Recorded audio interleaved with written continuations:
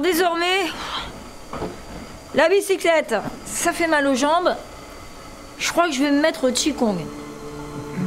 La pratique du Qigong est une pratique ancestrale en Chine. On l'a découverte en France dans la fin du XXe siècle. J'ai constaté qu'il n'y avait aucune mesure, expérimentation scientifique qui permette de comprendre pourquoi la pratique du Qigong était aussi bénéfique pour la santé. C'est plus dans l'autre sens qu'il peut y avoir des interférences, c'est-à-dire que ça ne va pas perturber votre défibrillateur. Non mais voilà, il faudrait surtout pas que ce soit lui qui soit perturbé. On va essayer, ouais. Eh bien, la rencontre avec le docteur Denis Collin, qui est un grand spécialiste des médecines traditionnelles chinoises, m'a donné l'occasion de pouvoir enfin répondre à cette question. Et il y a un certain nombre de mesures qui sont nécessaires d'effectuer. C'est ce que nous propose le laboratoire INSERM 902.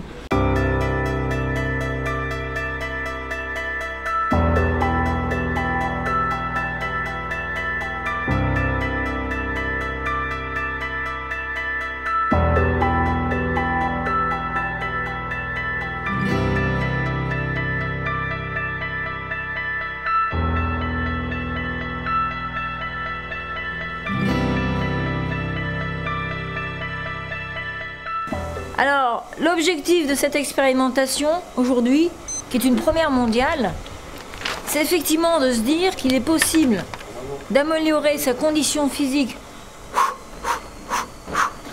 et sa forme en pratiquant ce que l'on appelle les médecines traditionnelles chinoises avec les gymnastiques douces, que sont le Qigong notamment, et le Tai Chi Chuan. Et 22,6. Donc ce matin, nous avons fait des tests avec des étudiants en Qigong.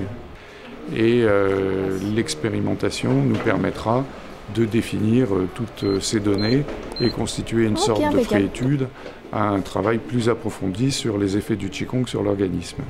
Donc, quel est le niveau de consommation d'énergie, d'oxygène, quand on pratique du Qigong?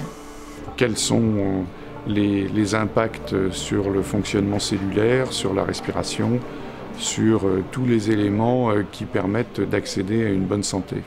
Alors, bien sûr, je ne vais pas encore vous donner les résultats, je les garde pour un grand congrès qui aura lieu en Chine, mais je vous promets qu'au prochain épisode, je vous les donnerai des résultats. Bon, à condition que vous mettiez au Qigong. Je crois qu'il m'a invité à boire un thé, si mon chinois est toujours au point.